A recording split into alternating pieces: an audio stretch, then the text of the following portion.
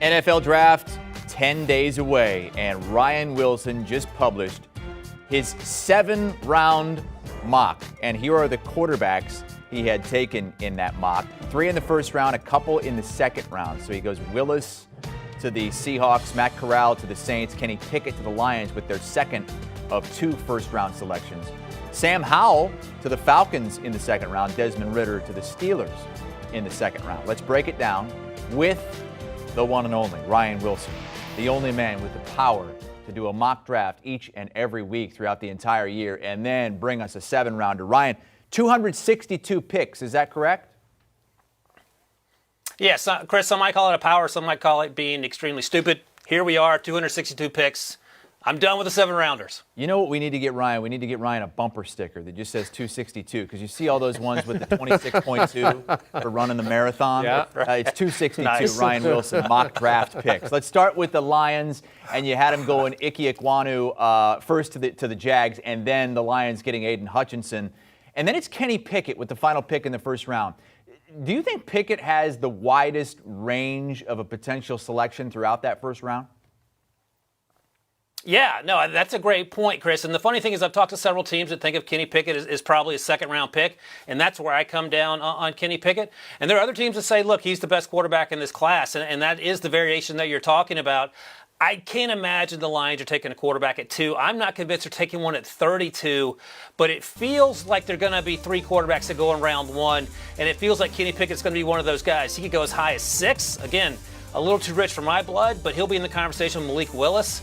And of course, we know that Matt Corral is my guy. We'll see if he makes his way into round 1.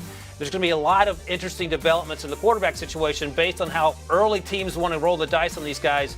Even though, as you know, we've been saying for months now, they're probably closer to second-round picks. That doesn't mean a team won't gamble on the quarterback. You might get Mitch Trubisky, but you also might get Josh Allen, and that's the math that these teams are trying to figure out with about 10 days to go here. And Ryan, how about Daxton Hill and Chad Muma there going with defensive players in the second and third round? Absolutely. So here's the great thing about being the Lions. They're on the up because they have Dan Campbell. I think he's actually the right coach for this job. He was a lot of fun last year. That team played hard for him. And you mentioned the defense in the second round. They need help at those positions. And then in round 3, they get Jelani Woods, a tight end. And I'll be honest, Chris, if you watch the second half of the season at UVA, it's not that impressive. But here's the thing. He got hurt in that Wake Forest game, and he played lights out over the first 3 or 4 games of the year. And he played with a hurt ankle the rest of the season. So you need to go back to watch the earlier tape in the season of Jelani Woods. Former wide receiver from Oklahoma State, transferred, moved to tight end. He ran 4.61 at his pro day. He plays that fast, long strider, and he also has the ability to block. He's getting better in that regard. And he could be a quote-unquote sleeper. I think we use that term probably too much this time of year. But a really fun player. And then Tyquan Thornton, who made Pete Prisco's better than team. He ran in the 4.2s, not 4.3s, 4.2s at the combine. An absolute burner. He's a little slight of frame. I didn't think he quite played up to the 4.2 speed, but I mean, that's asking a lot for anyone, I suppose. But Pete likes him more as the day 2 guy. I think he goes on day 3 with huge upside, and he'll join that wide receiver group in Detroit that's actually going to be pretty good. They got DJ Shark in free agency. They have Amon-Ra St. Brown, great rookie campaign, and I think he comes in as a burner for Jared Goff. Okay, so that's the Detroit Lions and their haul in the 7-round mock, which you can read the whole thing, and he splits them up team by team on CBSSports.com, and that's what we're doing right now, going team by team. Let's go to the Panthers. Just one pick in the first 3 rounds, and you have him going with Charles Cross, the offensive tackle out of Mississippi State. There are reports of a potential trade that might take place between the Panthers and Browns. Maybe Baker Mayfield goes and quarterbacks the Carolina Panthers. Do you think that would change things with your second selection for for the Panthers and Carson Strong?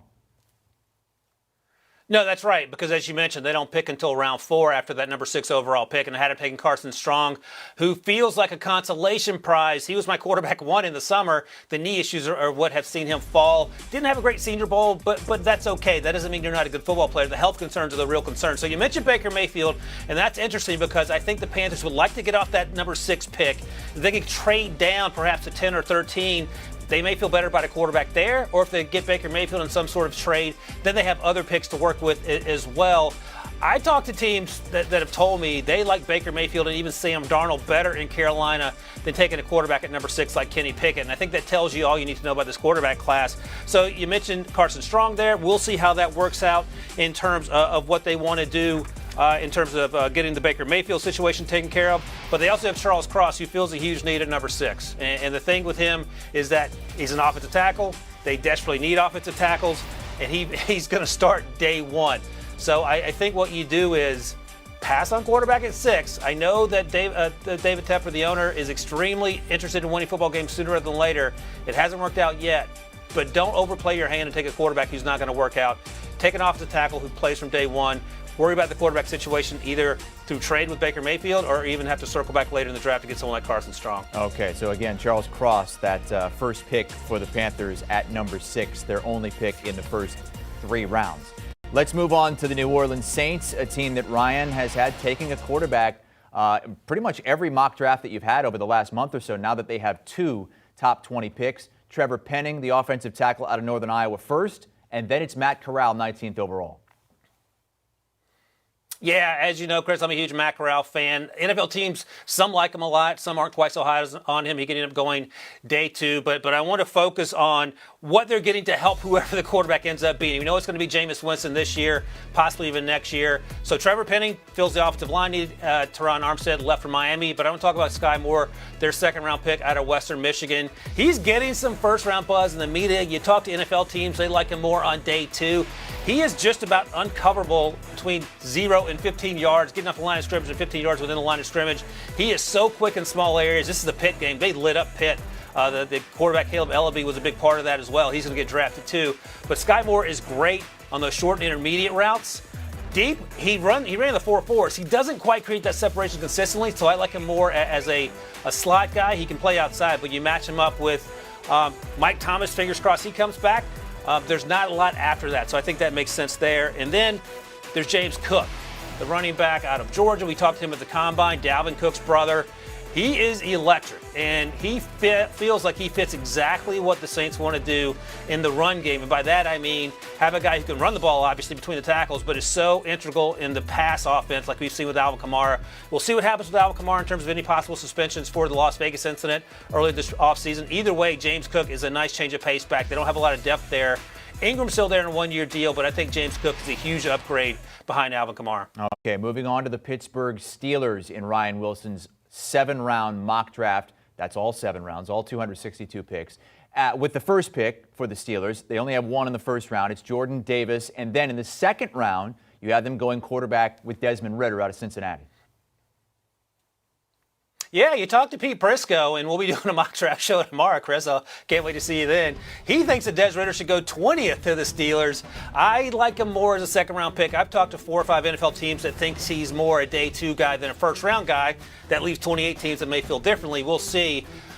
I need Desmond Ridder to be more accurate, and that's where I'm at on him. He's a fantastic leader. His teammates love him. He's been there for 50 games at Cincinnati, turning that program around. But he has to be more consistent. And when he is consistent, he is really good.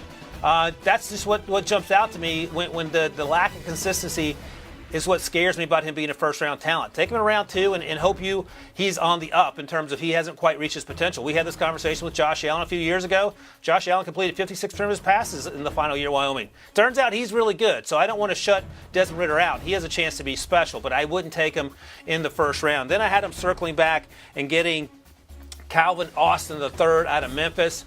Here's the issue with Calvin Austin. He's 5'8", and that's the only issue.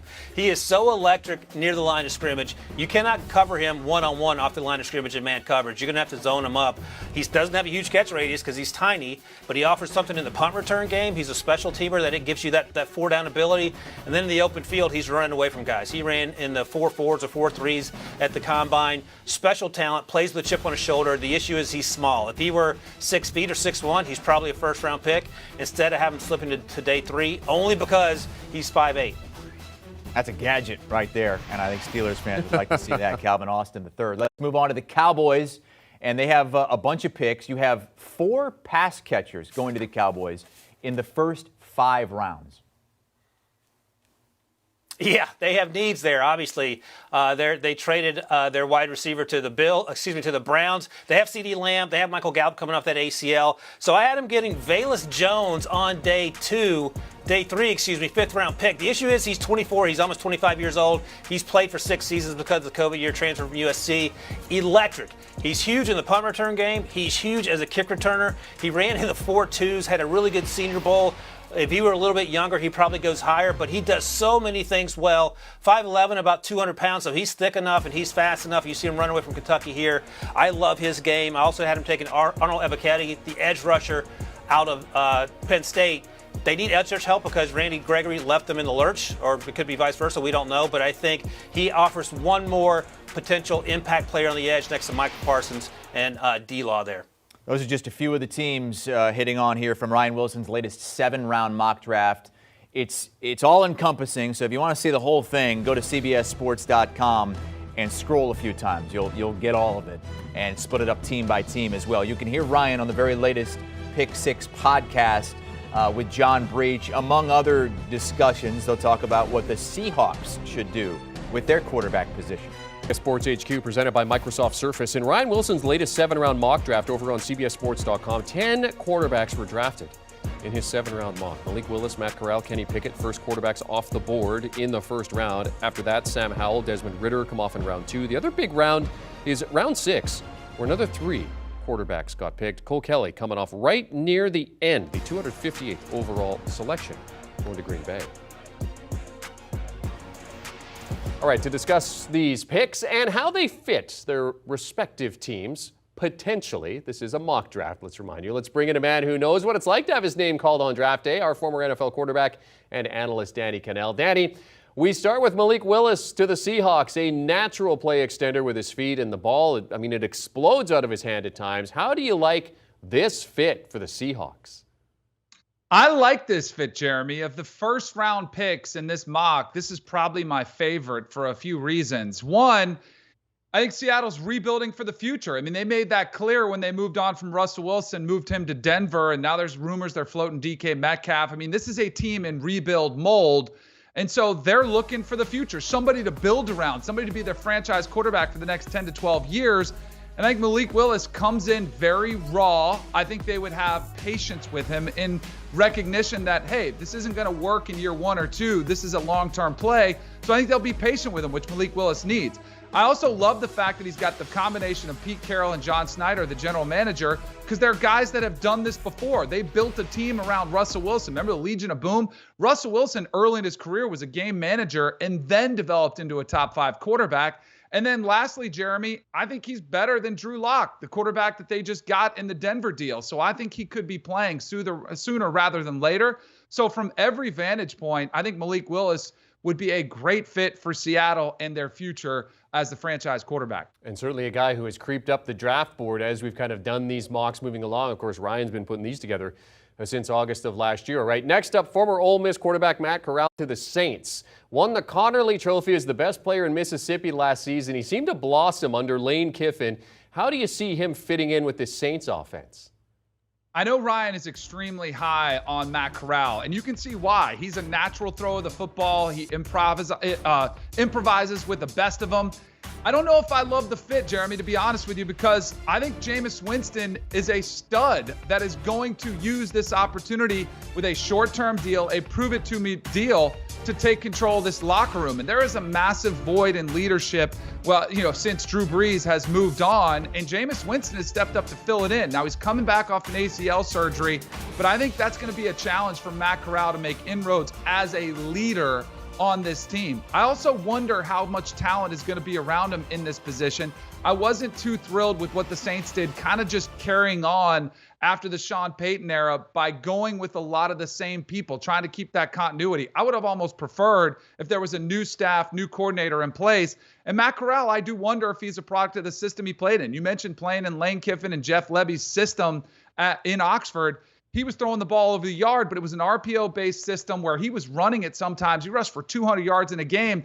That style of play doesn't work in the NFL. So of all these, I don't know, this one's probably one of those you get a brand new pair of jeans. They're a little bit tight. They're not too comfortable. Maybe they break in and get there. but the chances are maybe you swap him out for a different pair. So I don't know if I love this fit for Matt Corral, though I do think this is probably where he's going to end up. Well, and Dennis Allen, of course, the new head coach there. It's going to be interesting to see just what the Saints look like, period, without Sean Payton there as the head coach. All right, Kenny Pickett, the ACC Player of the Year, the Johnny Unitas Golden Arm winner, and is one of the most efficient natural passers we've seen in this year's class. Off he goes to the Detroit Lions in Ryan's mock. Your thoughts on that move?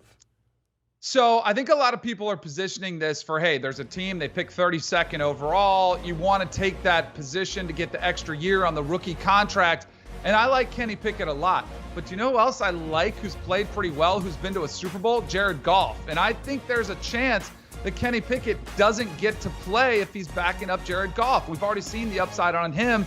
And while Kenny Pickett is a solid college quarterback, there was the one-hit wonder of it, where I wonder, are you going to get the quarterback that gave you 3 years of 13 touchdowns and 6 interceptions? Are you going to get the Kenny Pickett of this last season, which was incredible, but he also had Jordan Addison, one of the best wide receivers in the country. So I don't love this quarterback class. It's not a knock on any of them. I just don't think there are too many surefire picks. I think Kenny Pickett is a safe selection.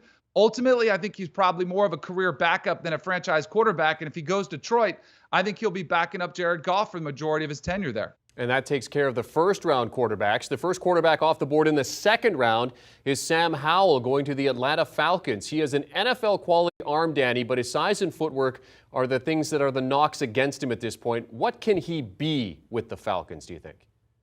So now, Jeremy, we're getting to the sweet spot. This is where I think all these quarterbacks are properly valued. Like Sam Howell, I had him going into the draft process and even going into the season as a second-round pick. So now you're talking about a quarterback who I think is worth taking a risk on in the second round. And I think he'll be a quarterback that'll surprise a lot of people. This is a player who started his true freshman year for Mac Brown and was a huge reason why Mac Brown was able to bring North Carolina back to relevance and on the national stage as a top 25 team. And this last season, the film was bad. But you know what else was worse? The offensive line that he played with. So I think if you give him some stability, give him some time to get his breath, catch his breath in the NFL, let him back up Marcus Mariota, who I think is the perfect bridge quarterback. Arthur Smith is an offensive mind who will give him the support he needs. And in a year or two, then you give Sam Howell the opportunity. He can make all the throws. He's got the intangibles. His football IQ is off the charts. I love this because you don't have to invest a ton in him as a second rounder, and the fit could be there for your long-term answer at quarterback. So I really like the fit here for Sam Howell, staying pretty close to home there. North Carolina, not that far up the road from Atlanta. I like this pick for the Falcons. So not necessarily a guy you'd throw in there right away, but a guy who could be a long-term play for the Atlanta Falcons. All right, Cincinnati quarterback Desmond Ridder has seen his stock fluctuate, but Ryan has him going 52nd overall to the Pittsburgh Steelers. Now, Mitchell Trubisky is QB1 there, but how do you like Ridder's potential in that setup? Favorite fit for all of these. This is like getting a pair of jeans that just fit just right off the rack. It really is. I mean, because again, you're going to an organization which has a ton of stability. I mean, and granted, they've had Ben Roethlisberger at the helm for quite a while, but they've had a head coach in Mike Tomlin, who has been one of the best ever, who's winning consistently year in, year out. You've got a defense there that's going to be able to help you bridge that gap. And as you mentioned, I don't think Mitchell Trubisky is the answer. He's another bridge quarterback, and Desmond Ridder looks the part. He's 6'4", he can run, he's got the ability to make every throw you want to make, and he's a winner. That's the favorite thing. That's why I think it fits perfectly. He won over 40 games as the starter for Cincinnati, led the team that was the first group of 5 team to make the playoffs. He's got every intangible you'd look for from a leadership standpoint, pulled off one of the biggest wins last year going into South Bend with his Bearcat squad, knocking off Notre Dame. If you look at that game, it's remarkable the way he played in that one. So I think this fit is the best of all of them. Again, too, it's low risk with a second-round pick. You come in, you challenge Mitchell Trubisky, and you could have the franchise of quarterback of the future with a very low risk tolerance here. So 2 different pairs of jeans fit in different ways. You like this one. All right, we talk about Sam Howell's smaller stature being a knock against him. Carson Strong doesn't need to worry about that. He checks the size box along with an NFL arm that can put a catchable ball into expiring windows. Ryan has him going to the Carolina Panthers. How about that? So, Jeremy, every year I see a quarterback and it kind of reminds me of myself. Now, that not bragging, it's just like a guy who was pretty good in college, had a pretty nice arm, could make all the throws, and was probably going to be around a 4th-round pick. And that's where I think Carson Strong should end up following. And much like myself, is not a runner. He is a pure statue in the pocket, but he was plagued by a knee injury his last year at Nevada. But he's got a cannon for an arm. He played in a system where he threw it around the yard a lot, had a great receiver in Romeo Doubs, had a slew of receivers that he threw to. So he's played a lot of games where there's a lot of pressure on him to make a lot of plays down the field. And you talk about a place, this is an extremely low-risk pick, getting them where they are. There's not an answer for quarterback. I don't believe in Sam Darnold. So I do think they're going to take a quarterback, and I would prefer them go this route. A guy like Carson Strong, let's see if we can develop him, a little bit more of a project. And if it works out, great. If not, you go back in next year and find your, top 10 pick guy next year when there's better talent coming out of the NFL draft at the quarterback position. Okay, so the 6th round, we have 3 quarterbacks taken and then another quarterback taken in the 7th round. So, Danny, of the remaining quarterbacks on the board here, are there any of those 4 that stand out to you? Heck yeah, Bailey Zappi. Remember the year we saw Joe Burrow and we thought he had the best, I thought he had the best year of the quarterback, throwing the ball as much he did with 60 touchdown passes at LSU. Bailey Zappi broke almost every record book passing-wise when he was at Western Kentucky. I went down, he played in the bowl game right down the street from us in Boca Raton at the Boca Bowl. He's got a great arm. You talk about throwing the ball a lot and have a lot of exposure to passing concepts. He threw it almost every time he dropped back. Now, he doesn't have the prototypical size. He's not 6'4", 6'5" with a cannon, but he's accurate. He's got great anticipation. And I think his football IQ, again, is somebody who can handle the workload. I love a fit for him as being one of those guys who maybe we're talking about because we see him all the time. Quarterbacks who aren't taking the 1st round, 4th, 5th, and of course the greatest of all time, Tom Brady, getting picked in the 6th round.